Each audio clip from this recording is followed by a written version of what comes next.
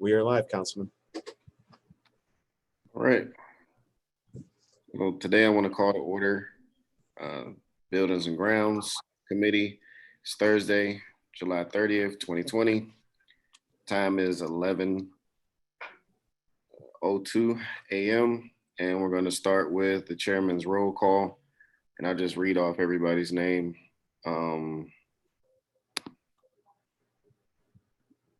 Rick Deeks. There's some phone numbers in here that I don't recognize or don't have the names for. So I guess when we get to the end, if those phone numbers can identify themselves. Vasha Adamczak, Brian Kennedy, Chuck Sasho, Dana Lance, Hunter Morrison, Kevin Flynn, Lauren McNally, Mike Durkin, Mike Ray, Nikki Postuli, Samantha Turner, Sharon Letson, Sharon Woodbury, Valencia Morrow Clerk. If I can have 330-559-6498 identify themselves.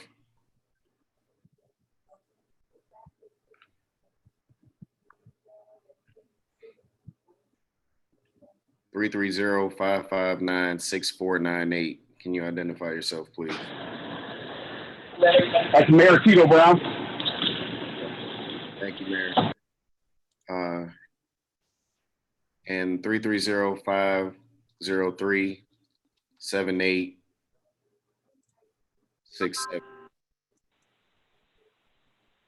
Jeff Limbian. Thank you, Jeff. So first item under old business on our agenda is the Welsh Church. So Sharon, if you want to start off, and I don't know if you have a complete plan or drawings in it or anything to present today that you want to show everybody. Well, they were already forwarded to you in that packet. Yeah, I know we have them, but I'm talking about for the entire group that doesn't. I don't know if you know how to share your screen or anything, or if you want to. I'll try that.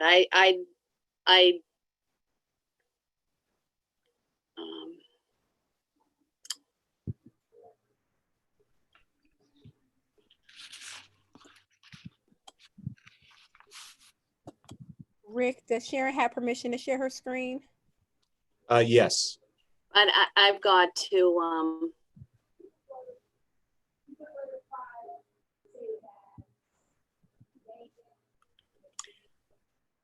Sorry, I thought you would share those documents. No, I didn't. I mean, I didn't understand I had the capacity at this end. I thought you would share the documents. I can share them if you'd want me to. Let me add my second screen, if that'll be easier for you. That would be easier. Thanks, Mike.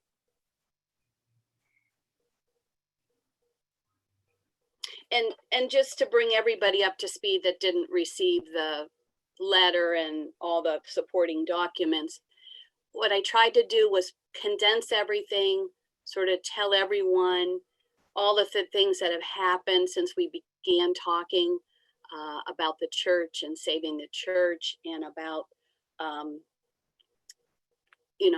the cues from the city as to which way they wanted to proceed. So I just tried to get everyone on the same page so that we all understand where the process that we've gotten to so far. And then I also shared the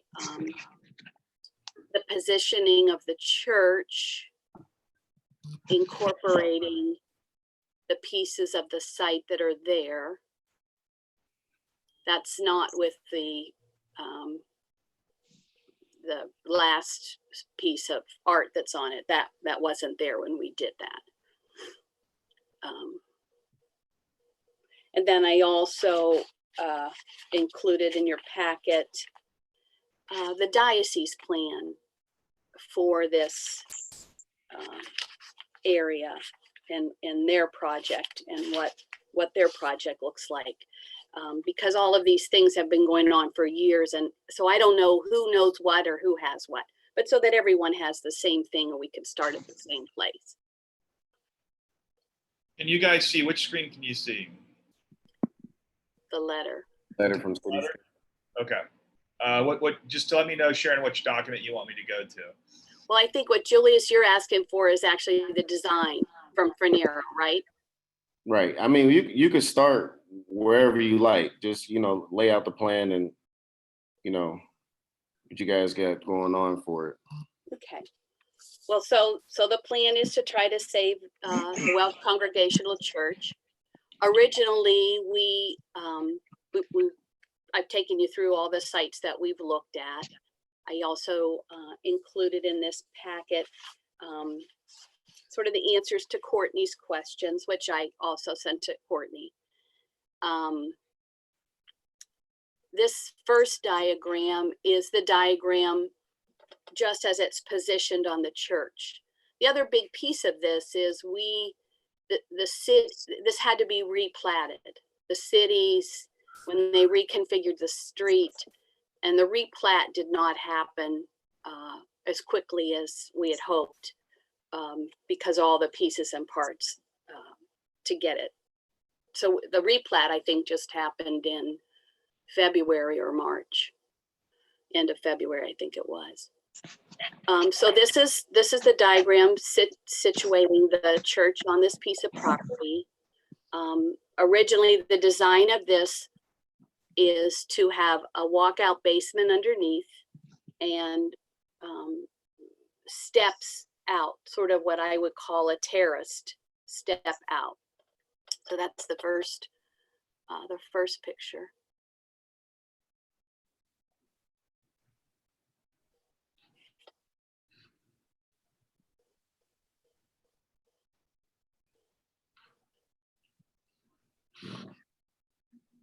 Now this is a little different view because this is sort of above from the back end, but it's with the elements that were there. The rain garden, the stage at the bottom end, and again, the positioning of it. Okay, I see it.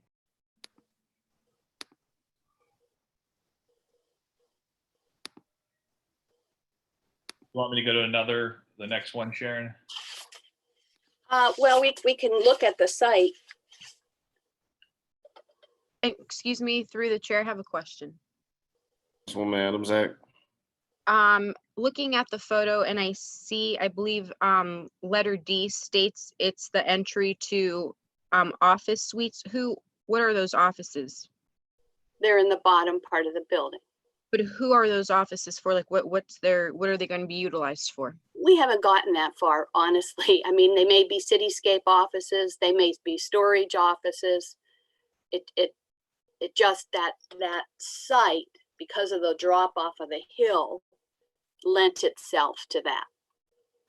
So in lieu of offices, would it be maybe, since it's proposed to be in such a central district, to make it a community room for public usage rather than for personal use?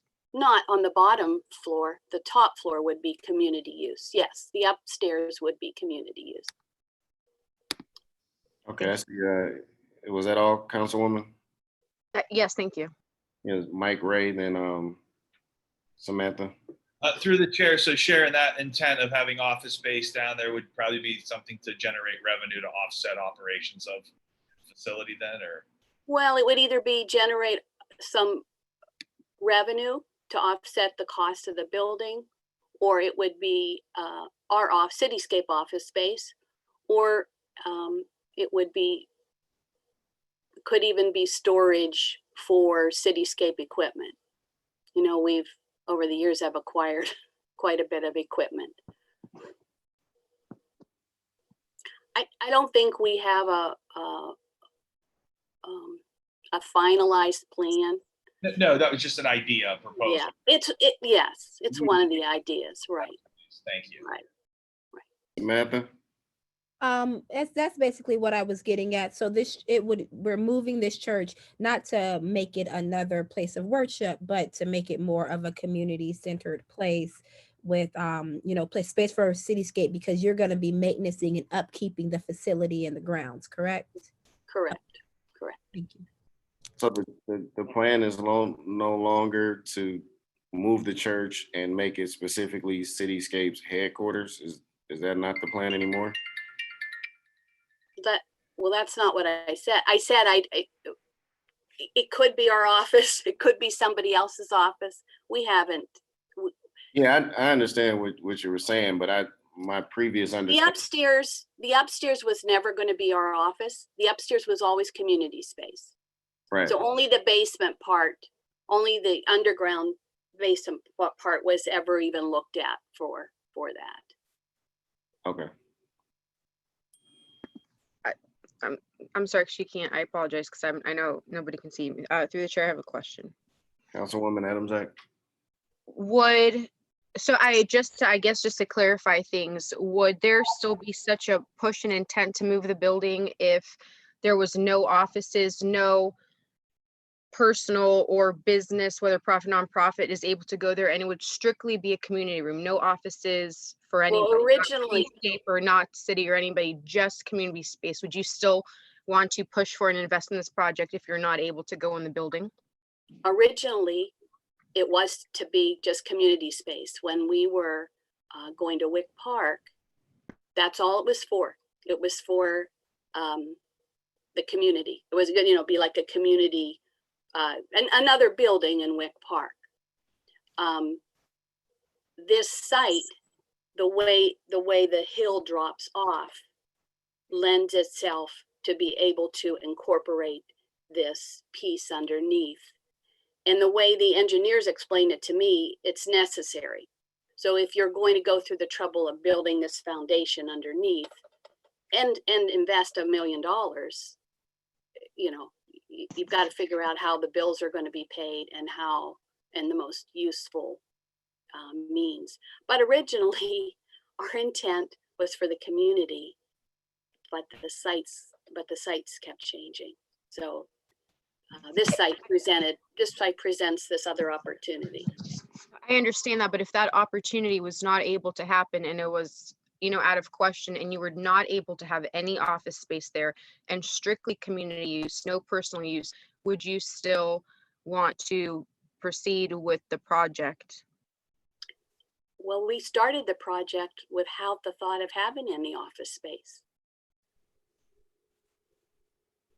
Okay, and The bottom part adds some a great deal more cost for us to raise. So. and through the chair, one more follow-up question. Referencing the engineering and the plans about needing to add the basement. Are there any other structural changes? How is that going to affect any? Whether it's I believe heating or sewage or things of that nature that would have to now be modified as you excavate that land. I'm not sure I understand what you're asking me. Are there any challenges if they're going to be putting in a basement? Are there any issues with the sewage, having to move sewage lines, heating lines, water lines, or anything of that sort? Well, first of all, there is a thermal line coming down the property that needs to be moved. That's all too far in the process. We're just trying to get to the first step of the process so that we can do our engineering studies, the coursing, all the other pieces. So we don't have those answers. I think that's part of the problem, is not having those answers and it being so uncertain to sit this project on this site. I think part of the issue is turning a public park space into a business space. And the other issue is the 20-inch or so thermal line that runs under it that would have to be moved. And it's, I think my question is, what part of your plan would show your communication with thermal or the city, or with Public Works to be able to move that 20-inch pipe that feeds part of downtown? What part of the plan shows that? How much is that going to cost? And, you know, I can't get that answer, Julius. But we've hired an engineering firm to help us with that. But our point is, we don't want to do any of those other pieces if the city's not interested in this. If the city doesn't want this project to go forward, then that's their prerogative. But we can't invest any more money or time until we know, you know, it might be in the end that the core samples come back bad.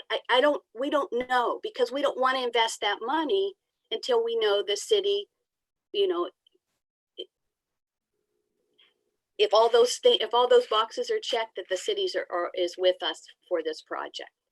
It's too big of a project for us all not to do together. We can't do it that. seems like really it'll be a really difficult project to happen on this particular site. Samantha?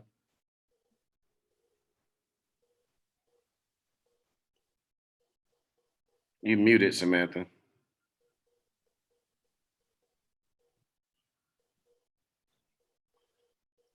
Mike, I think you had a question while Samantha's getting hers together. I'm sorry, I'm good. Okay. Okay, so I think this question might be for Dana. And correct me if I'm wrong, Sharon.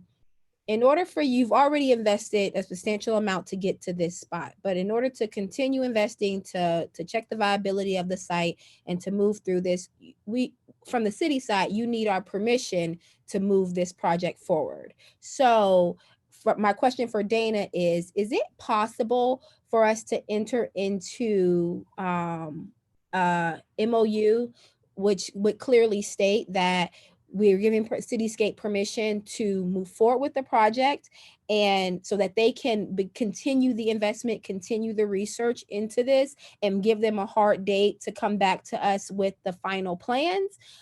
Because it feels like if we don't give permission for them to use the land, then what's use of it is spending more money and having more studies done. So is that a possibility, Dana, for us to be able to move this process forward, or not? Or do they have to take ownership of the land right now? Because I don't know if that's what anyone's question is. If we just need to sign over permission that they'll be able to use this land, barring that all studies come back that it'll be a viable site. Dana?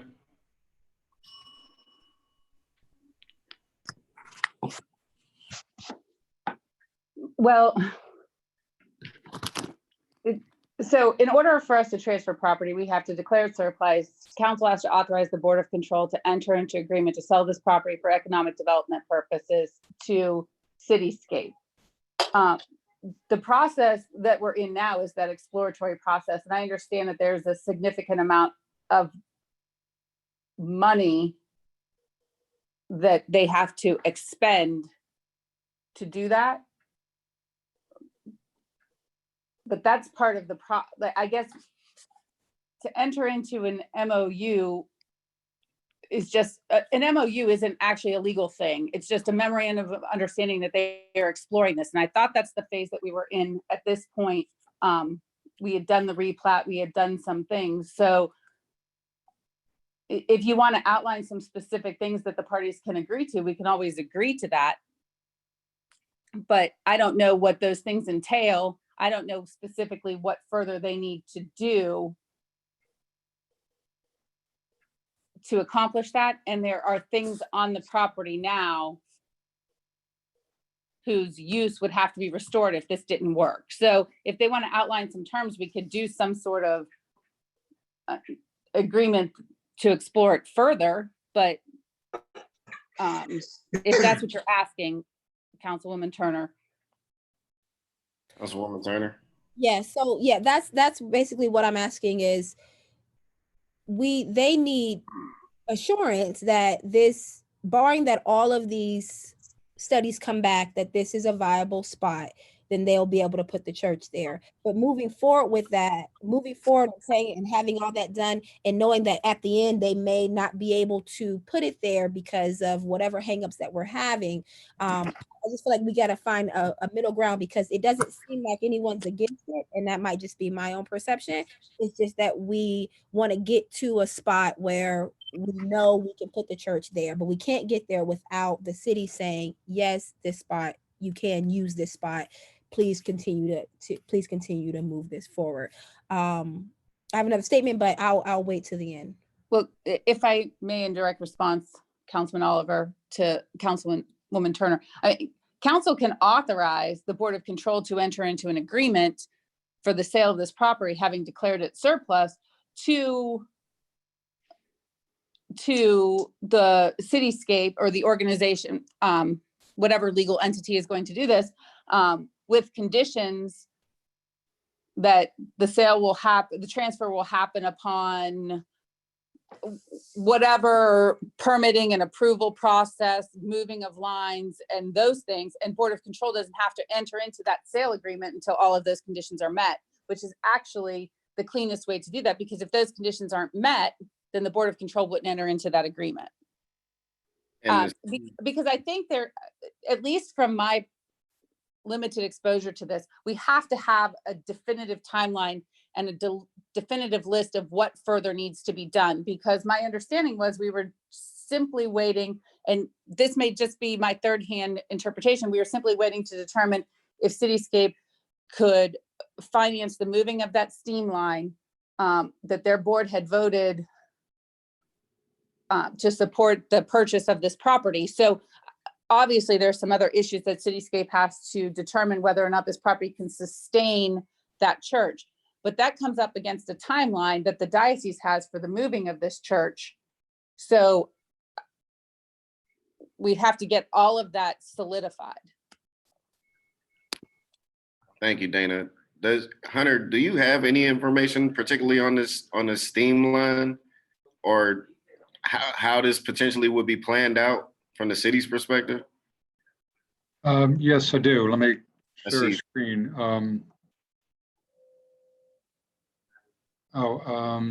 We have to, Rick, we have to allow me to share screen. I think that means that Mike has to stop sharing his, yeah.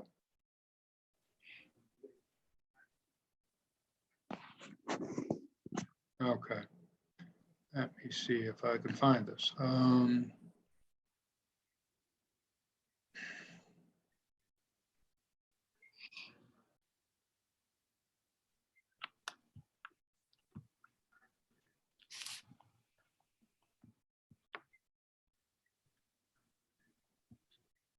Can you see that? See the map? As Councilman Oliver pointed out, this is a significant point in the steam systems network. The plant is, as you know, west of Belmont. Hazel turns out to be one of the major distribution line to downtown and to the university area. It's about, I think, as we've read it, it's about 20 inches of steam comes out at this point, and it transitions to an 18-inch line right the way through the site on the Hazel, old Hazel right-of-way. When the street was moved, the utilities under the street were not moved. There may be other utilities, but the principal issue is this steam line that then serves about 2/3 of downtown.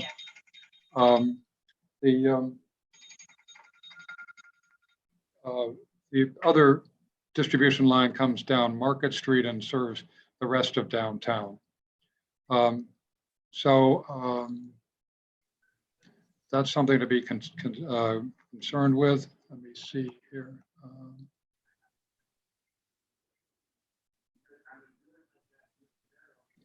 And so we, to the best of our ability, we plotted that on the site. It'd be subject to a proper survey, but it appears to us that the 20-inch line changing over to an 18-inch runs right through the site, is not reflected in the drawings that Sharon has presented. And the line would have to be moved out of the way, whether it's over to the side or in the middle of the Hazel right-of-way. I don't know, but it's not an insignificant challenge for us and for Youngstown Thermal. So I think that winds up being a major issue on the practicality, doability of this particular site. And it is one of the things that would have to be resolved before the site could actually be available, because you can't build the building on top of the steam line. There may be some other utilities there. We asked Mr. Sasho to look into that, but this is the main game here, and it's because it's central to about 2/3 of downtown. We can see why the steam company would be reluctant to mess with it. That's the basic concern we have with this site in terms of the practical aspect of it. It's not an insignificant cost, and it appears to be right in the middle of where they would like to put the building. So I guess my question at this point, well, Mike, I know you had your hand up. You can ask your question first. I was just going to say, as was suggested by the law department, and talking about an actual development agreement, and what that would look like and what that would satisfy for Cityscape. Obviously, there's a lot of uncertainty, but we do economic development agreements with folks all the time for commercial projects to say, hey, if you meet these benchmarks, and we'll do X, Y, and Z. So that may be something to consider if that would, both parties, that we can satisfy the city's concerns, and Cityscape could satisfy, their donor concerns.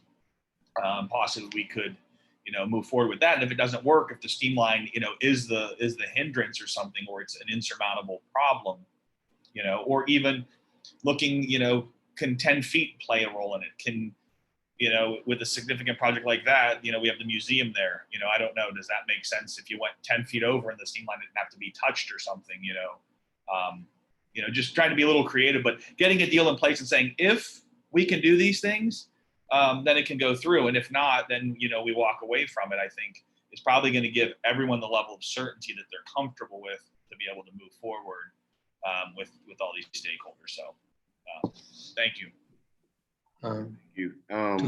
To the chair, one other feature I would point out, there's a retaining wall, which is the retaining wall of the old Hazel right-of-way, roughly where this blue line is. So that's another constraint that might exist moving the building towards the Steel Museum itself. So there's some engineering issues here.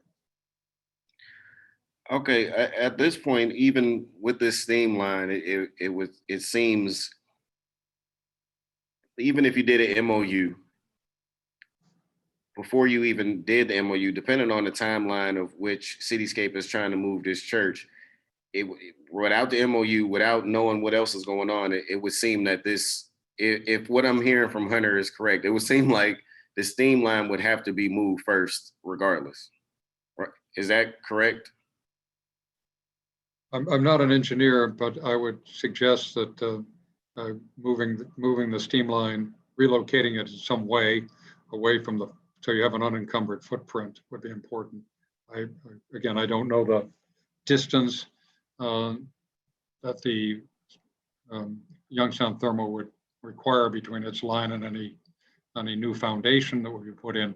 Those are all discussions that would have to be had with Youngstown Thermal. Through the chair, Julius. Sharon? We did hire an engineering firm. They have contacted Youngstown Thermal.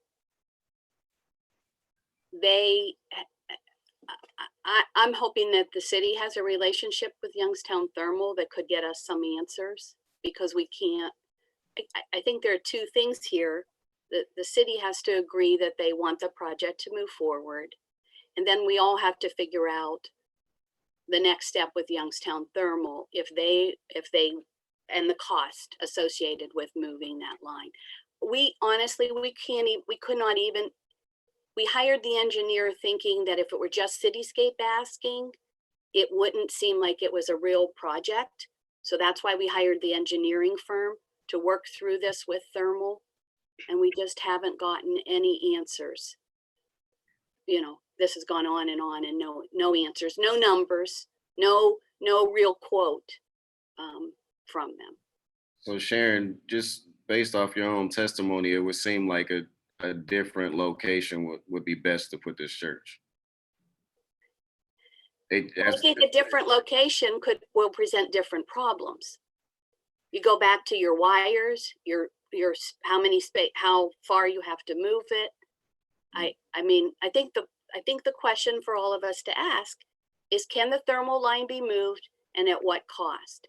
But as I said, it's the city's call. If the city doesn't want to see the project move forward, I'm afraid that we are out of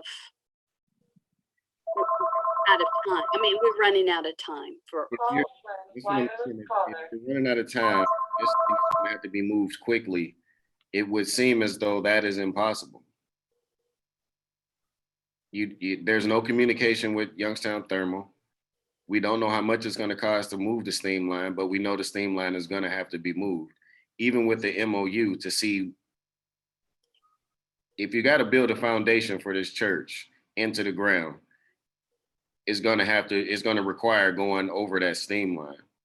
The steam line has to be moved. I think there's no question about that. And it has to be moved. But at this point, with the urgency of the project, that is not a possibility at this point. Lauren? Thank you. This question is probably for Nikki or even Mr. Morrison. How much, this is green space that we have right now. We own it, correct? This is city-owned park / green space in the downtown area. How much green space or park space do we have in the downtown area at this point in time? I can't give you an acreage figure, but we do have significant green space now along the river at the amphitheater site. We also, the B&O site, which is right adjacent to downtown. So there's a significant amount of green space. This is kind of an accidental green space that occurred as a result of moving Hazel, and the team that put together the wedge proposal saw that as an opportunity, but it wasn't planned per se as a green space, unlike the land on south of Front Street, the amphitheater land. So then, in your opinion, given our downtown square mileage, as our ratio to green space and our downtown square mileage comparable to other cities, comparable to the movement towards having more green space in downtown, things like that? Again, I haven't done calculations, particularly with the addition of the amphitheater area. I would say that with that in play, there's a pretty generous amount of green space. You could also arguably count the core campus, which is a arboretum type park area, as part of green space that serves that part of the downtown market that's affiliated with the university. I don't think it's a crying need per se. This is a delightful space, on the other hand, but there isn't a significant deficit, certainly in the area north of Commerce Street. There's a fair amount of green space there, but again, I haven't done the calculations. Lauren? Yeah, I just have a second question, and I guess maybe nobody knows the answer yet to this, or I apologize if it's already been covered because I missed the last meeting, but what's other than selling the piece of property and losing the piece of property, right? It's no longer ours. What's the city's exposure? Do we have an expense associated with this at all? Do we not know what that expense is going to be? Or is, are other entities taking on the cost 100%? I don't know the answer to that. Again, the big question is the utility relocation, where the steam line would go. Does it go on the property? Does it go in the new Hazel Street? There may be some other utilities that fall under the city's purview that Mr. Shashow could identify, but we have not focused on that. We're really focused on where is this steam line we've been talking about for a while, and how does it affect the layout of the site? You good, Lauren? So we don't know what our cost is going to be from the city perspective then. No, we don't know what the steam line costs are, as relocation costs are, as Sharon Letson has pointed out, and we don't know to the degree to which Thermal would be willing to take that on. Right, but are you saying that the city would be responsible for the moving of lines? And maybe Chuck can answer these instead. I see a lot of people putting their hands up to answer. Chuck, go ahead if you got an answer for that. And Mike. Through the chair, I can't really answer for any other utilities. I can tell you there is no sewer in that old right of way. There is no sewer work that would need to be done. I mean, as far as utility relocation goes, you know, they hired an engineer that is performing soils analysis and a utility relocation. There is no engineering reason why that church cannot be on that parcel. I mean, what that cost is, I don't know.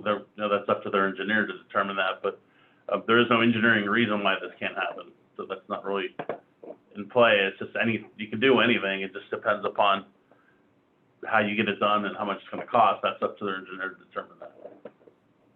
Thanks, Chuck. Mike. Thank you, through the chair. So, I mean, if no one is opposed to the location and giving them that, and Cityscape is saying that they want to know what the costs are, and if it's a cost they're willing to fundraise for, they would take on that project through a contractual document. I mean, that's really what's on the table right now. One, are we okay with the spot? And two, Cityscape's willing to enter into a contract, we negotiate to bear all said costs, or if its costs are too insurmountable, then they would not proceed with the project. I mean, Sharon, is that basically the two items? Sharon? Yes, we're not asking the city to bear the cost of moving the line. We are asking the city to help us with thermal to determine the cost. Our engineer, our architect believes this is a doable site, or we wouldn't be wasting anybody's time or money. And we're trying to save the church, but truly the question is going to be the cost of the thermal move. Have a follow-up, Mike? Yeah, so in direct 12, I would just ask my colleagues here, you know, if we're okay with the site, knowing that they would enter an agreement and they would be bearing all the costs. I mean, that's really the two separate things. If we could get a development agreement worked out with them, you know, I think that's the obstacle. And if we're going to see this church repurposed there, I mean, my disappointment is with the diocese not wanting to incorporate it. And why spend the money to move something? That's a whole nother issue. But why not keep it there and incorporate it there and spend the money on the relocation, on the upgrade into there, incorporate it in their plan. But I mean, I think if we're okay with it being on this site, enter into agreement and let them weigh the cost benefit and do what they have to do. And then if they have to do it because it's insurmountable, so be it. I think to your point, Mike, when you said if nobody had a problem with it, I don't know if you just meant particularly us on the committee, but as the first ward councilman, just even before the meeting, I received a phone call from an individual within the university that said basically, if you put this church here, it'll be a problem. So, and these are phone calls I get all the time. Not to mention people wanting to keep the green space. It's a lot of people that just don't want the church there. They want the green space. They want the hammocks. They want the stage. They want downtown residents as well as students to be able to go over and enjoy that green space the way it is, the way it was intended. So at this point, I can't particularly say that I don't have a problem with it because a lot of my constituency have a problem with it. So, I feel like it's too cumbersome to actually make happen at this point. But I'm just one on the committee. Lauren? I don't know if these are new plans or what, but it looks like they're incorporating all the stuff that's currently there now. So we'll still have a set of green space, it's smaller than before. But I'm assuming, it would still be accessible at all hours and times of the day, right? Mhm. Sharon? Yes, that is the intent. The intent was to add to the site, not detract from the site. I'm not sure why I understand what the problem would be with the church in terms of another asset for the community to utilize. I think no matter what project you do, everyone has a different opinion about it. But there's some work that needs done on the elements right now. The hammocks are deteriorated, and there's some issues, I think Courtney said, with the rain garden too. So there's some maintenance that the city's taking care of right now. The city's basically maintaining it now. Lauren, does that answer your question or? Yeah. So we're still gonna have green space there. They're still gonna have the usage of what's there now. We're gonna add a building, which is a pretty tall building. So I don't know what sight lines, if that changes sight lines or views or anything like that, that maybe is upsetting people. But I guess I would like to see maybe our green space acreage with and without, if somebody could do that calculation in a quick manner, with and without the amphitheater, to be honest, because the amphitheater is new, and I know that there's one section of it that isn't always accessible, just that park area is kind of accessible. And then, YSU has quite a bit of green space on their land as well. But, I guess I'd like to see those numbers. Samantha, then Hunter. Yeah, so I guess I just have a comment. This project, to my understanding, of course, I'm new here. It's been a ongoing thing for the last 3 years. And how this conversation has gone, last conversation, and then reading over all the documents that Sharon sent over and the email from Courtney, all of this information just helps me to understand that what is being asked of us is to find out what the city's buy-in is to saving this historic structure. And as a city, we have to do better in saving historic structures. So I commend Cityscape for stepping up and taking care of this and working through this, and also taking care of a lot of our green spaces in our city that we have not been able to take care of ourselves. So with that, if there is someone at YSU that has a problem, I say they're not here at the table and haven't come to the table. A phone call to the councilman is great, but to hear your voice and to hear how you think it's a problem and not bringing a solution to the table is not going to help us to make a decision. The solution we're looking for is if we can save this structure, as a city we can commit to saving historical structures in our city and in our communities. This doesn't just go for this church, it goes for houses and everything else that we have that we are letting being torn down because we cannot decide if we can put something in one space. Cityscape's asking us as a city to commit to this, to talk to Youngstown Thermal because they're being unresponsive, and find out what they're willing to do. It's time for us to leverage our partnerships, leverage all of these businesses, and work together to save our community instead of constantly tearing it down. I'm just frustrated with this conversation because it doesn't seem like people are in disagreement that the church needs to be saved. We just can't figure out what we're going to do with this small piece of land that's kind of, like Hunter said, it's an accidental green space. Now let's get together and make this happen. It's one building, but we have so many historical structures. This will set a precedent. that we are committed to moving forward. No, I don't sit on the committee, and I am only one councilwoman. So I'm just here to say that I'm in support of this project and moving it forward by any means necessary today. That's all. Thank you, Councilwoman. You helped me make up my mind. I would say no, find another spot to put this church, keep the green space. Hunter? To the chair and to answer Councilman McNally's concerns. This is one way to think about this is green space. The other way to think about it is, as we originally thought about it, did some sketches when I was still on the campus doing campus planning. It's got its highest value is as a small performance venue because of the slope and the way it's laid out, and the existing park idea takes advantage of that with the stage. I would commend Cityscape and their architect, Ron Finero, for incorporating the idea of a small performance venue at the southern end of the building, which could actually work very well in terms of having some comfort facilities and some power to be able to use that. But the biggest advantage of the site itself is not as a piece of green space, but really as an overlook of the city where you can sit and listen to some music and look at the cityscape. And if the city were Cityscape were to work on this, I would suggest really trying to perfect that idea. In terms of the concerns of the university, I can't speak for them because I'm not a campus planner anymore, but there's always been a concern with derelict historic buildings.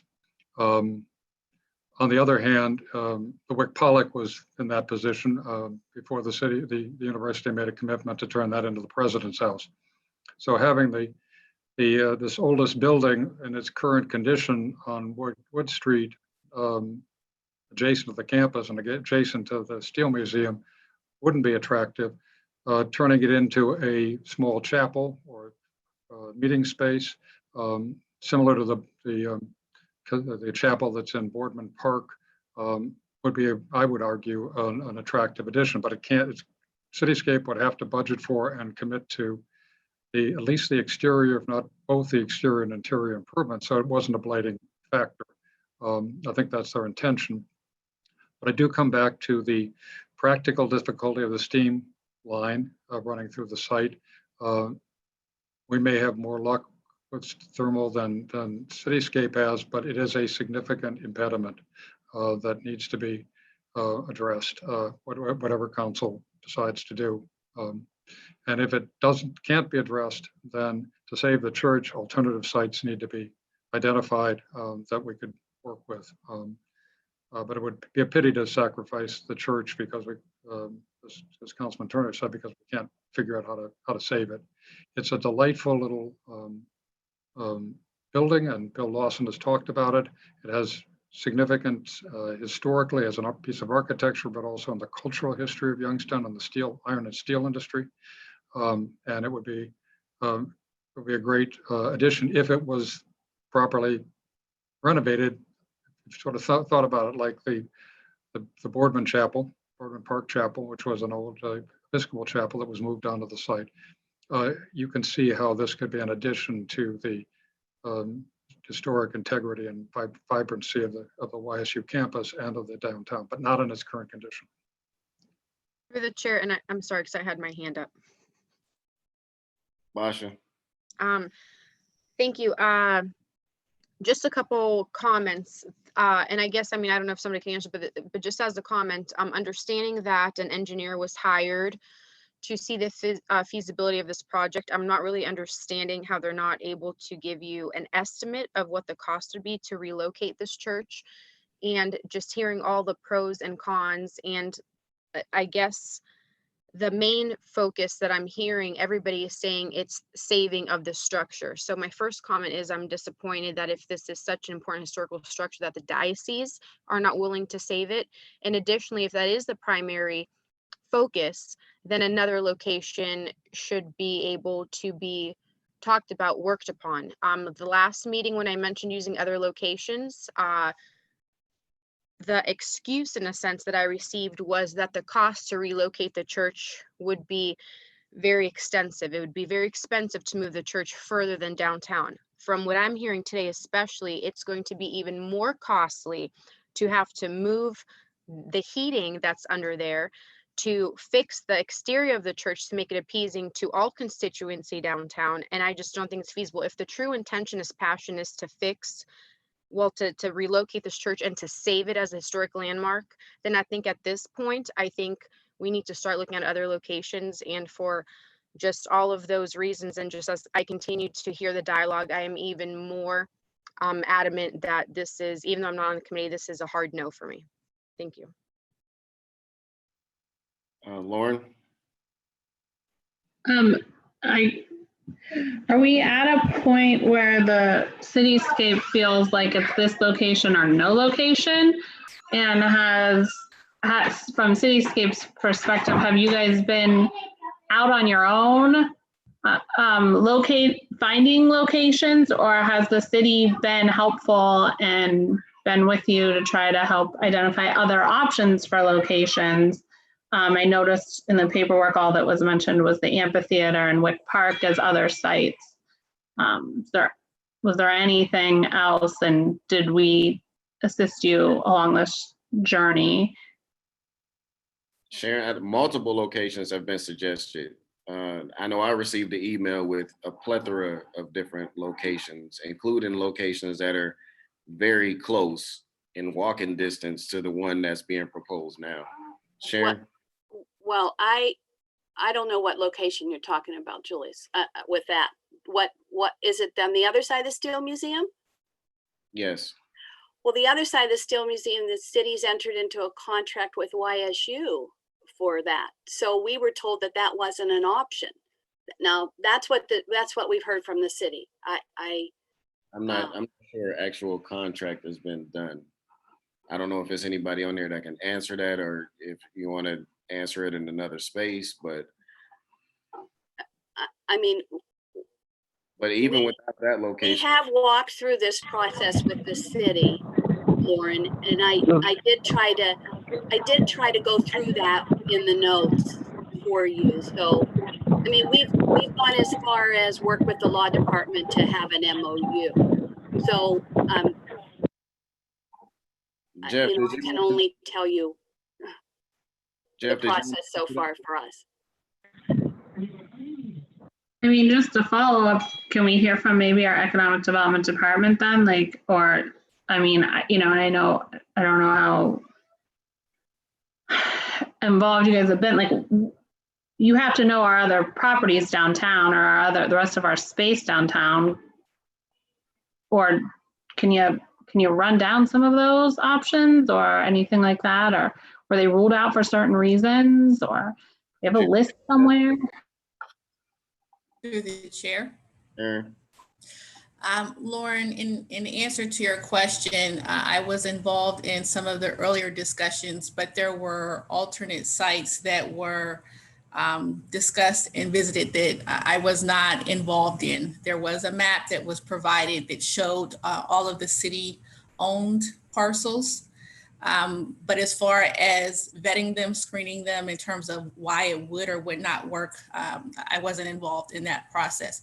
I did have a question for Sharon, and that is in terms of the ownership of the site where the building is now and the diocese looking to expand. Can you give me a bit of background on whether there's a purchase agreement, if there are any terms that are integrated into that purchase agreement in terms of what it would involve financially for the church to be sold, or the land to be sold, and the costs for acquisition?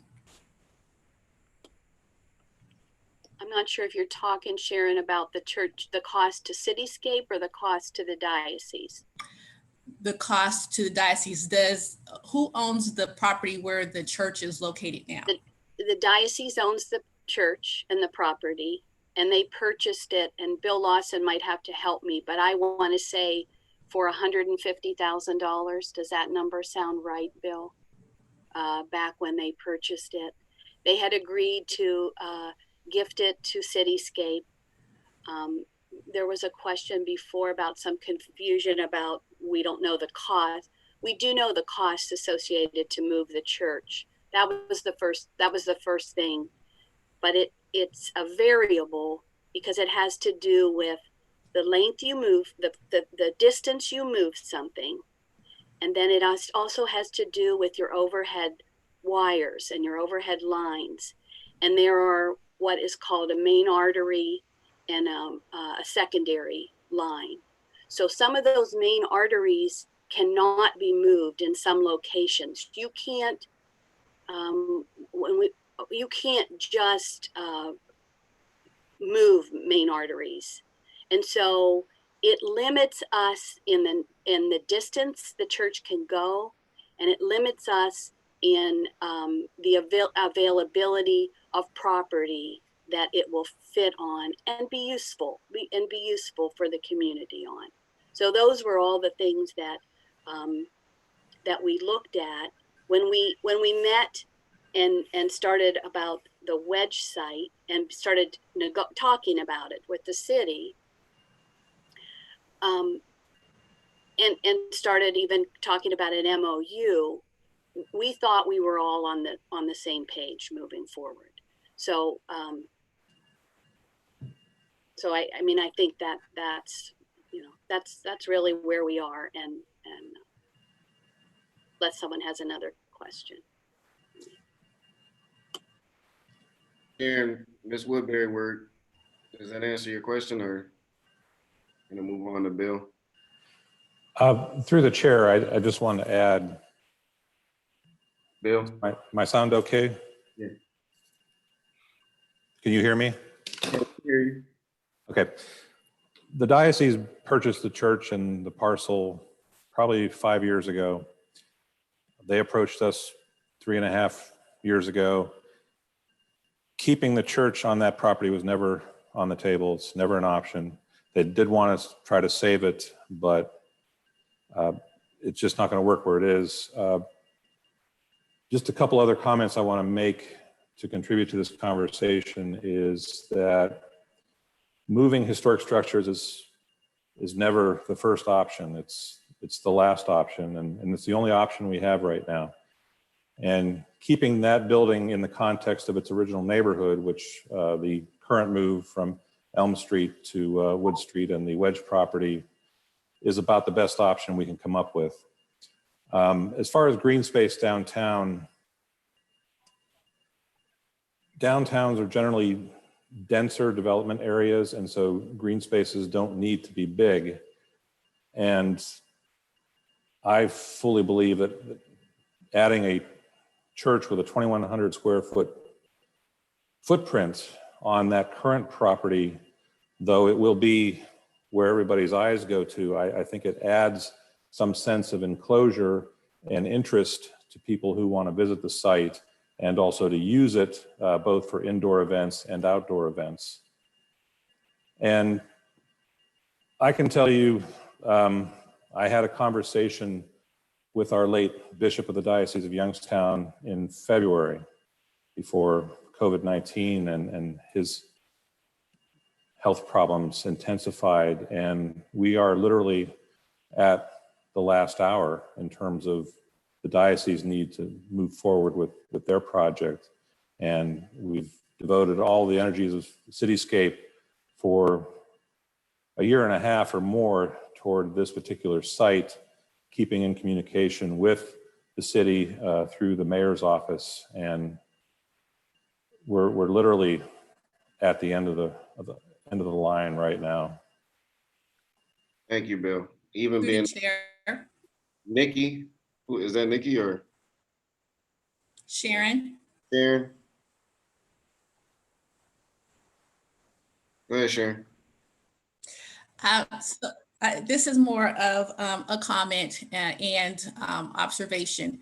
I'm not sure where the committee is with the site plan that was presented.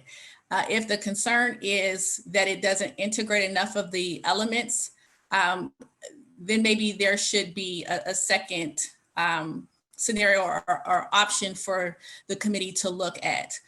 I think in order to move past this stage, that would probably be the question to the committee in terms of whether this is acceptable and how it's being proposed.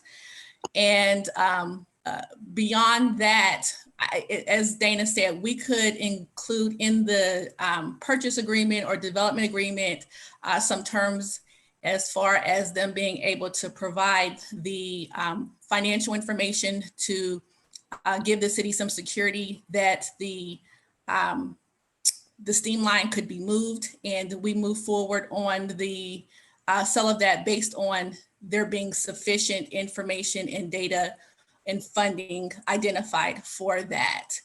We can work through those in terms of the language that's put into the agreement. The site itself has to be reviewed and determined on whether it's acceptable for council to give Board of Control the authorization to negotiate the terms on that financial aspect. Thank Through you. the chair. Nikki? Thank you. I apologize. I was on my computer. I didn't have audio, so I had to connect through my phone to speak.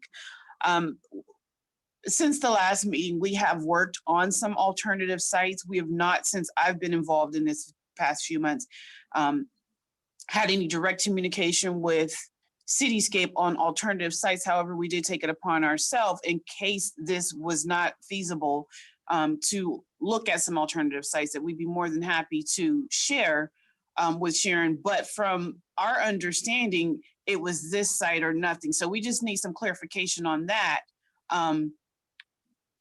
to determine which way we want to go. So Hunter and I, we've talked about this daily, and do have some proposed sites that would be less costly. But again, it would just it would depend on where Cityscape wants this to land. Thank you. Hunter? There's a key point that I'd like to raise. Bill Lawson has pointed out the diocese's view that this is the 11th hour. I believe Scott Schulich mentioned that at the last meeting. I did some research. I appreciate that Sharon presented plans that were done in 2014 for a complex that would involve the redevelopment of the site to the west of the cathedral and the closing or modifying of Elm Street, similar to what I think the community college would like to do in its area. But to my knowledge, that has never been presented to the city in a formal way. I did check with the former planning and CD director, Bill Davignon, and he indicated that this proposal had never come before design review. Why that is relevant is that the church and the property in question is in the city's design review district. The demolition or moving of the church would require that matter come before design review and planning for approval. Whether the church, whether the diocese wants to proceed on its ambitious proposal for redevelopment or something more modest like a parking lot akin to the parking lot that was developed on the east side of the building, we've seen nothing. We've seen no plan that officially that would show where the church goes, or the Welsh church. It's a small building. It quite possibly could fit on the diocese's rather large parcel if that was something that they wanted to do. But that all being said, the process has not come, the proposal has never come before the Planning Commission and Design Review to the best of my knowledge. And I did check with the former planning director to see if it had happened in the prior administration in 2014, 2015 period. So all the representations of this being urgent sort of failed to present the city on the council with sort of the picture of the area redevelopment, how all the pieces fit together. That probably would be beneficial so that you could see how this impressive and important redevelopment by the diocese fits into a bigger picture. But right now we don't seem to be playing with a full deck of cards. And I would urge all the applicants, including the diocese, to come forward to the city with what's the master plan? How does this fit? How does this relate to the master plan for the university, which this building is embedded? what's involved with street closing, all of those questions, of which the moving of the church, of the Welsh Church is a key part, but it's not the only part. So I appreciate the opportunity to suggest to the chair that all the players need to be at the table to present how the big picture works. I agree. I also think we've been on this subject for too long. We got to move on to the next item. It's been mentioned quite a few times that we're in the 11th hour, and I'm not an engineer, but I would guess that it would take quite some time. Oh, actually, I am an engineer in the Army. I forgot. It would take quite some time to move that thermal line. So if we're in the 11th hour, as been mentioned so many times, there is no point A to point Z plan to move this church. There's no communication with Youngstown Thermal to move the line. There's no point A to point B plan to fund all of this. So for anybody to make it seem like you want to guilt the city into saying, let's put this church here, it's on you, you don't want to save this church or whatever, that's just wrong, and it makes the whole thing seem disingenuous.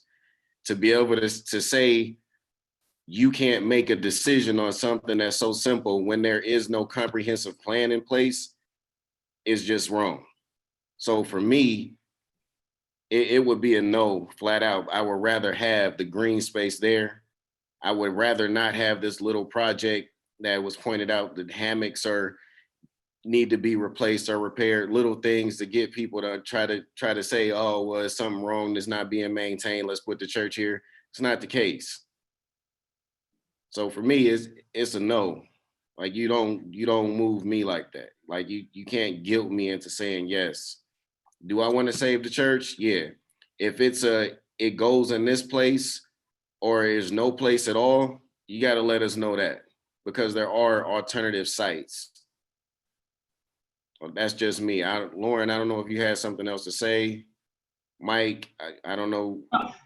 I was going to ask, like, what does the 11th hour mean? Do you have a drop dead date? When is and what happens if we don't have a decision? Is the diocese just, when do they need to move forward with their plan? They just said tear the church down? Not without the permission of design review. Sharon? Two things that I really think we're seeking is nobody's trying to strong arm anybody or make little the project that was done. Any investment, and as an organization that has invested for 23 years, any investment we're seeing in Youngstown is welcome. So my point is, Cityscape didn't go off by ourselves about this site. This was a site selected with the city at the table. Julius, you wrote a letter of support of it. I wrote a letter with all kind of stipulations in it that somehow didn't get in there from the law department. None of the things that I asked for were addressed. Well, that's why it's a no. Well, so my point is that we are trying to save a structure, trying to have an answer from the city so that we know how to move forward. And we've been working towards this for, well, at least 2 years, what I thought was together. So Cityscape didn't go off and do this by themselves. We had the city at the table. So I think we just have to get our lines of communication right. And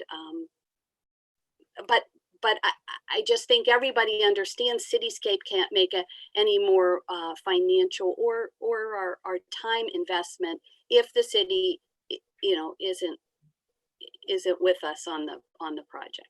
Is it this location or nothing? Or we never said that, but we did say there were a lot of constraints in how we can move. I mean, if the city was coming up with alternate sites, I mean, there was a big map, but this one worked the best in those beginning, what we talked. And then this is our fourth site, I think. you know, there's limited amount of resources in terms of time and energy and something. But I mean, I don't know what Nikki and Hunter were looking at and talking about, because nobody communicated that with me yet. So Lauren, did you have a follow-up?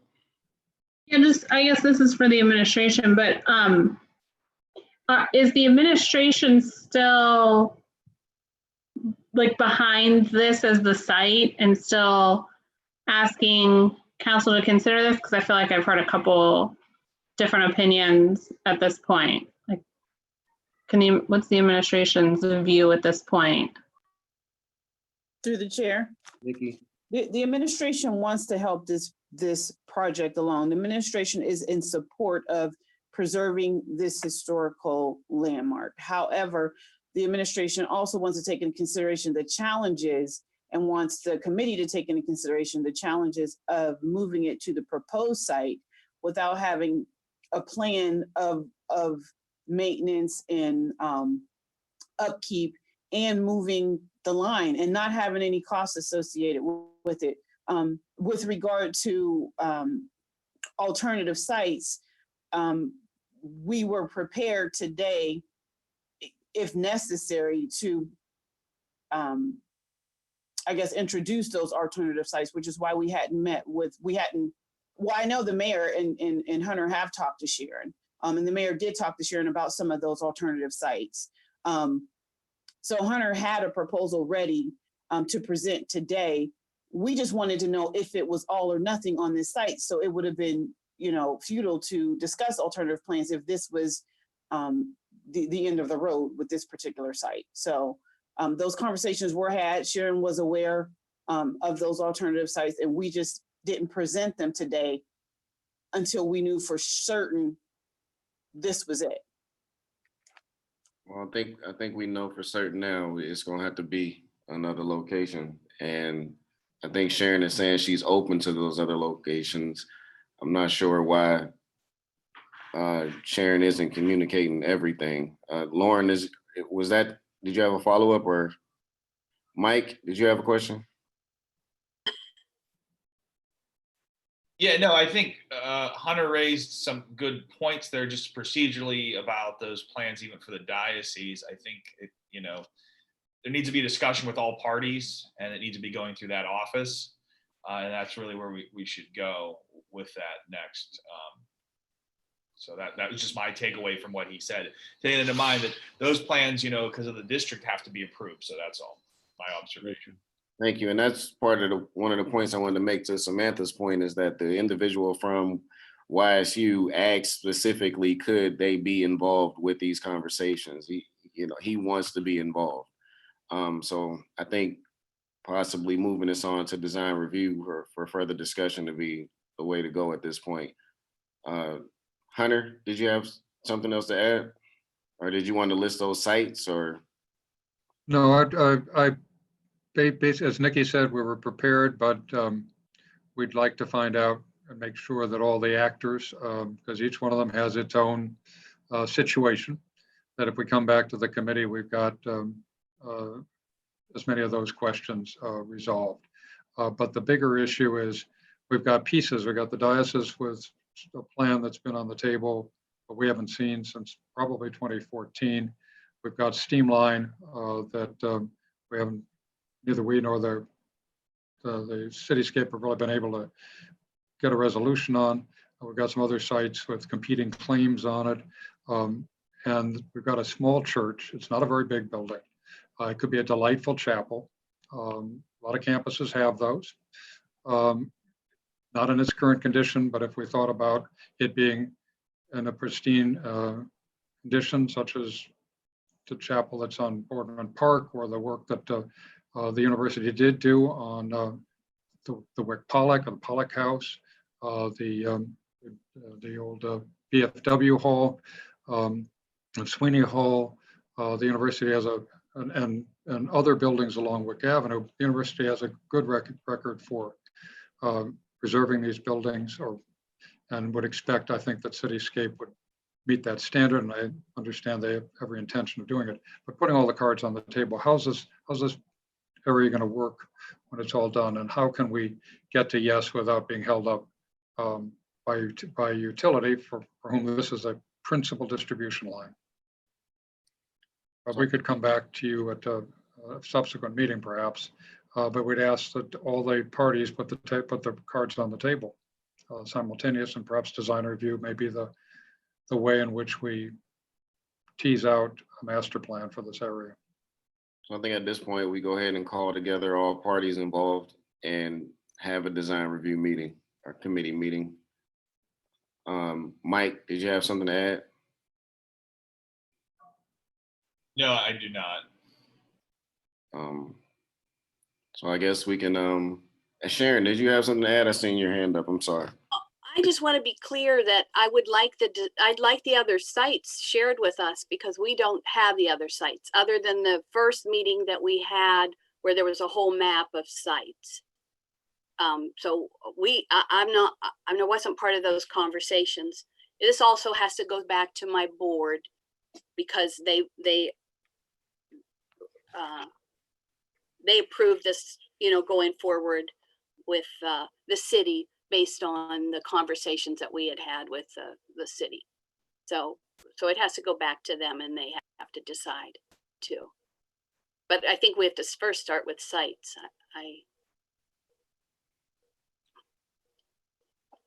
Is anything else from the committee? Guess we can move on to item 2, the memorial.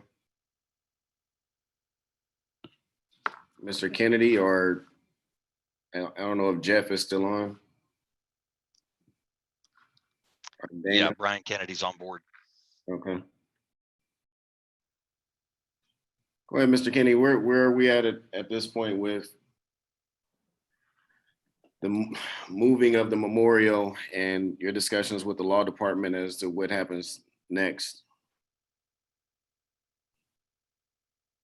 Thank you, Chairman. Per our last meeting, you and I had a conversation at which time you told me to, get with the city law department and map out a way forward.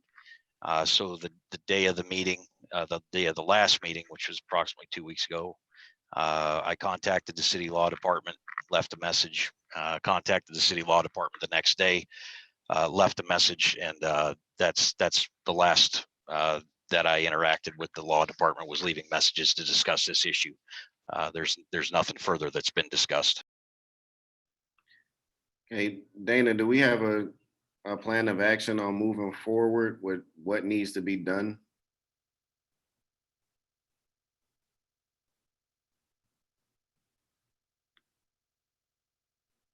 Dana, you still there? Sorry, I had trouble unmuting. This is actually something that I wasn't particularly involved in, other than to give some legal opinion when asked early on. Because this has been moved without permission and it was city property, this is something that now falls in the lap of the law director / prosecutor as it relates. So I would defer in that instance. That has to be addressed beyond what my role is, had been involved in this. Okay. Thank you, Dana. I don't think Jeff is in the meeting anymore. So while I'm waiting on him, or maybe Nikki can chime in, we'll take a question from Samantha. If I can just briefly, I know Attorney Limbian was on this call and he had another one that he had to attend. But in light of that, and because this was city property and it was converted without authority of the city, I think that there are some issues with the law department publicly commenting, in that we also serve as prosecutors. And this is, while it's a civil matter, it could also be construed as a criminal matter. And I don't want to have anyone make any public comments that otherwise could be used against them. I understand. Thank you. Samantha? Actually, that was actually my question, because I just wanted to know what the consequences are for moving this, and what we're going to do as a city to make sure that those consequences are enforced, and we don't set the precedent that you can move something in the middle of the night and not answer for it. And those are, if I may, in direct response, Councilman Oliver, I'm sorry. And that is what my understanding is. I'm not in the prosecutor's office, but as the law director serves in that role also, I know that he is working with other members of our department to discuss those and with the administration. And I'm certain with the input of council as it relates to city property, and they are the ones that authorize the sale, move, or otherwise use of that property. Nikki, do you have any input on this? Through the chair, other than we turned this over for a legal opinion from the law department in the early stages. So we're just waiting on the determination. We were still waiting on the determination from that prior to it being moved. Since it's been moved, it's out of our hands. Anything from the committee? Mike? I would just defer to the law department and see where they're going with that. Again, I think as Attorney Lance had, advised us, there's really can't comment on that. Lauren? Okay, well, I guess this will stay within the confines of this committee while the law department comes to a determination. I guess we can move on to downtown alley concerns near Avalon. I think last we spoke, we were trying to figure out ownership of this particular alley and who was responsible for taking care of it. So I don't know if Mike Durkin, you have an update, or Chuck? Through the chair, Councilman, I can answer a couple questions. I did meet with the fire chief beginning of this, the end of last week and beginning of this week at that structure that's it's called cantilevered out. We're not sure what it contains, and we do need to get inside the building to find out what is in it. However, he did write an emergency demo removal request that we did mail out to the owners. We're not sure of a good mailing address, so we mailed it to 2 or 3 different places to get service. We've done code enforcement on that structure all the way to the point of maximum assessed penalties. We are in they are in collections right now. So they're not very responsive to any work that needs to be done.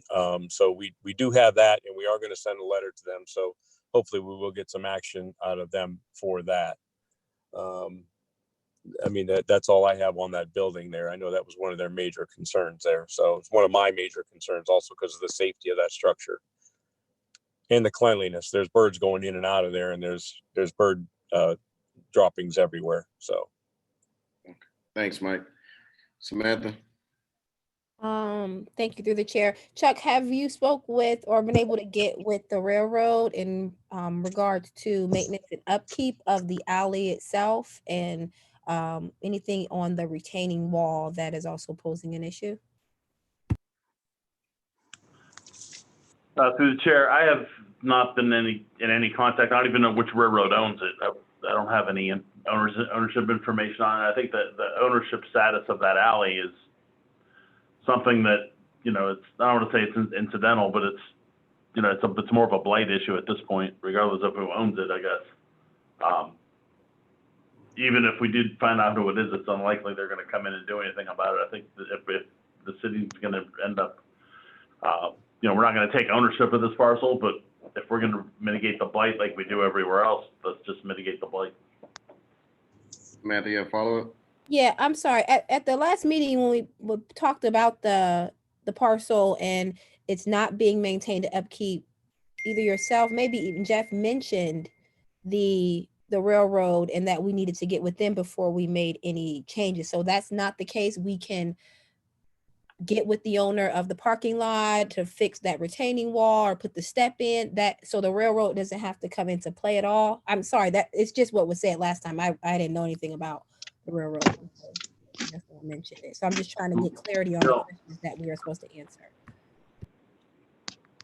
Through the chair, again, the ownership of the parcel is, I'm not even sure who owns the retaining wall. Now, we don't know who owns it. If there's a problem with the retaining wall, I mean, the city can step in and mitigate any blight we want, just like we do in every demolition that we do. I mean, you know, if we're considering a blighted, we can mitigate the blight or the safety hazards, much like Mr. Durkin is preparing to do with the cantilever addition. But I was more interested in seeing where that property line is, and I have not. And it is gonna take some time to solicit a surveyor, a land surveyor, and determine that property line. It's not something that's done as quickly as, unfortunately, we didn't have enough time between the two meetings. So Chuck, if you were to demo the wall, what's there? Where does that leave the easement? I mean, if you demo the wall, do you then put in a slope or some stairs or? Through the chair, I don't know. I'm not sure the wall needs demoed. I'm not sure what the issue is with the wall. If it's, I mean, the wall's there. There's a lot of walls all around the city that are of that height that aren't really issues. So I'm not sure if the wall is a huge issue or not. But if the city feels the need to do it, I guess we can do it. But you would have to either repair it or do something to the effect of removing it and grading it out. I would suggest getting with the parking lot. Well, I think it's going to affect their property. The railroad more or less probably doesn't even know they own it and is certainly not going to do anything about it. Okay, I thought there was a issue of safety when it came to the wall or people falling off. Sure, that's possible. Yeah, I mean, so you know, I think we got to work with the owner of the parking lot more than anyone, because they're the only person that really has an interest in that wall, probably, because it could affect the size of the parking lot if we tried to remove it. And you want to say something? Yeah. Yes. Thank you very much. Good afternoon, everybody. There is a problem with that wall. If you take a good look at it, it's barnstone. Barnstones have fallen over. The area that is closest to my door, it's in bad shape. Like I said last meeting, if the parking lot people put the wall in, I'm not an attorney. I think that they should maintain it. Now, if they put it in and it's on railroad property, then technically they were trespassing. So somebody had to let them put this wall up when it was done. And, you know, if it's not going to be secured properly, it's going to constantly fall down like it's doing. So they're either going to have to figure out something that it's more structurally sound. What that would be, I have no idea.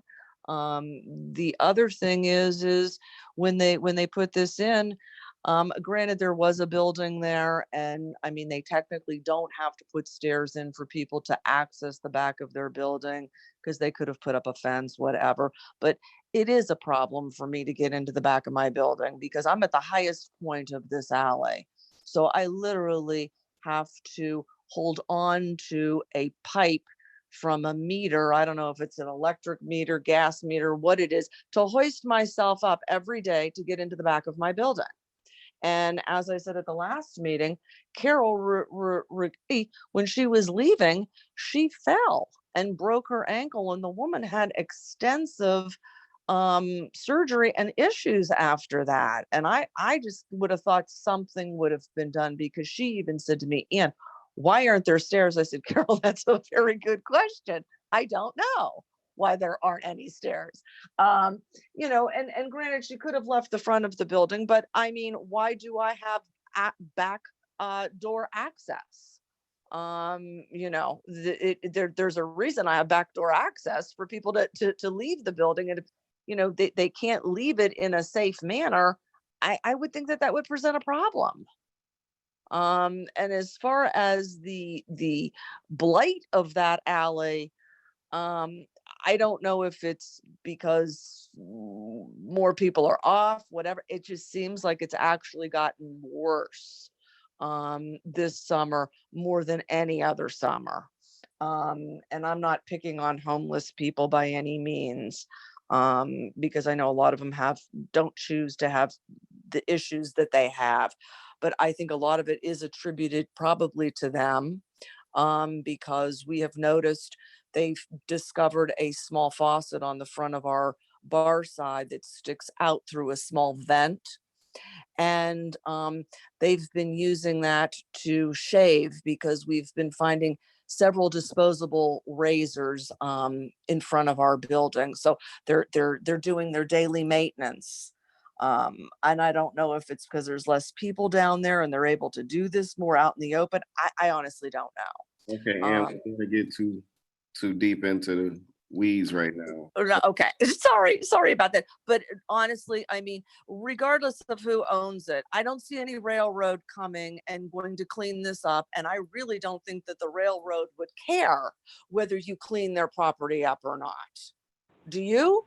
Okay, so Mike Durkin and the fire chief has already addressed where the birds are with the bird droppings and everything. They're going to take care of that. Chuck is dealing with ownership and possibly figuring out what to do with this wall. Is it safe to ask the question, since all these businesses have to go in and out of their businesses from this alley,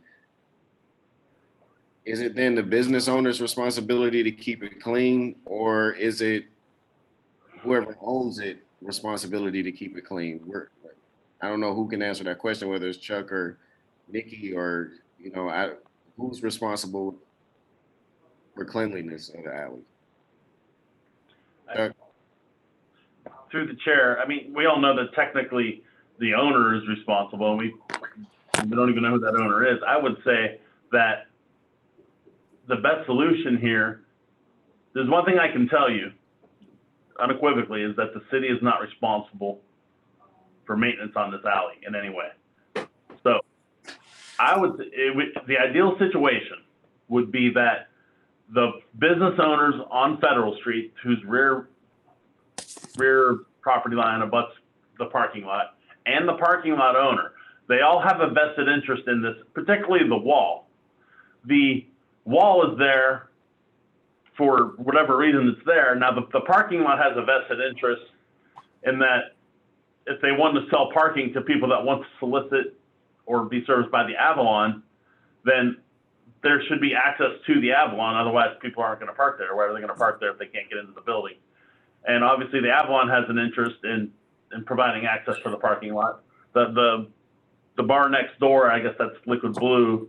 At some point, they're going to do something with that building. They have a vested interest. Now, the big question mark is where the cantilevered structure is, where that building is, I believe, currently vacant, and the ownership is kind of difficult to find, as we're finding out. But I would say that the people who are actively involved in this area should get together and make the improvements on that wall. It's their interest. It's not really, with all due respect, it's not really the city's interest. I mean, there's a blight issue. We're not responsible for maintaining this. I mean, it's something that, just like as we see in the neighborhoods a lot, I get in these situations with neighborhoods where water is going from one property to the other, and I tell the neighbors, look, if you guys get together and put a pipe in, then this problem's solved. If you don't want to work together to do it, I don't know what to tell you. So, I mean, that's the best, easiest situation right there, is for everybody to get together and have those conversations just between the private property owners. The city doesn't really need to be involved, other than the fact that, if it has to go to design review or something like that to approve the wall or the improvements, it probably just needs a little concrete pad poured with a couple of steps, and it's done. But we can't go on private property to do it. We're not even permitted to do that. That's not really blight mitigation. That's an improvement. And you know what, Chuck, and I absolutely agree with you. But the gentleman that owns the parking lot is extremely difficult to deal with. So unless the city holds his feet to the fire. He doesn't care what I've got to say. He's not going to care what Barry's got to say or Denise's got to say. In what aspect are you talking about? The I'm wall? referring to the wall. I'm not fixing something that I didn't put in. I maintain all my properties. I am not fixing this. He put it in. He needs to fix it. Okay, and well, we can Not sure have, who put it in, but I mean, we could determine where it is. I mean, I am going to work on that survey. The city could do the survey. You know, we could do that to determine that Okay. property line. We normally wouldn't Okay. even do that, but I think being that it's about the right of way like that, it's plausible we could do that. Samantha, Okay. Well, my building ends where my door is, my property. I have no building beyond that alley. It starts at Liquid Blue and goes all the way down. So all of those business owners then that own those buildings are responsible because my property technically ends at my back door. I don't have because my building jets out into the parking lot, the back of my building. I have no alley behind my building. My door runs into the alley. and so I think it's like Chuck said, each business that has a vested interest basically get together for the cleanliness of the alley. Chuck, you and Mike are going to work on the wall. Through the chair, I think we could facilitate a meeting if we want to do that. I'd be okay with doing that. I think honestly, you're going to have to, because you're not going to get one person that's going to be able to get all of these business owners to the table, realistically. I mean, if through the chair, if we find out that it's on railroad property, I would say any improvements could be made if we would like to make those improvements. I don't think we need to worry about if it's on the railroad property or not. I mean, they're not gonna, I don't know that they even know they own this, but we don't know where it is. So I think again, our first step is still to determine that property line. And it's something I'm going to facilitate. It's just not something that's done as quickly, especially when you get in a situation like this where you need to find old deeds, and it's really difficult to find those deeds. Okay. So is it safe to say we could basically keep this in committee, find out who the property owners actually are, have a discussion with them, bring back everybody involved to the next committee meeting?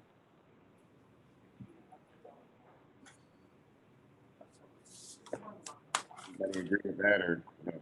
I mean, I'll move things forward as quickly as I can, but a couple of weeks isn't going to, probably not going to have a whole lot done in a couple of weeks.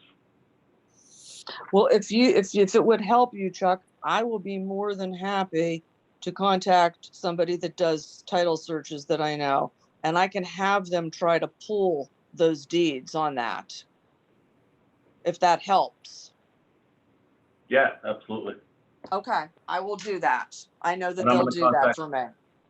I'm going to contact, and to be honest, frankly, surveyors nowadays are getting a little bit tough to find. I'm going to contact one or two, either Warren Drescher or Jim Mahoney. And if anyone else has any other land surveyors they work with, but let me know. All right. Well, Lauren or Mike, anything on this? Okay, so Mike, you're back. Anything? Okay. So I guess at this point, we reconvene at the next committee meeting for Buildings and Grounds whenever Chuck says that he has the ownership in place, and we can have those discussions. I don't think there is anything that needs to be moved in front of council. As it pertains to the monument, we wait for the law department's determination on that and reconvene for another Buildings and Grounds meeting on that issue as well. The Welsh Church is going to be moved over to planning committee for a meeting with all parties involved. And Clerk, I don't know if that lays out everything. Yes, I followed what you said. Okay, so I guess I can entertain a motion to adjourn. Motion to adjourn. Second. We are adjourned at 12:41. Thank you. Thank you.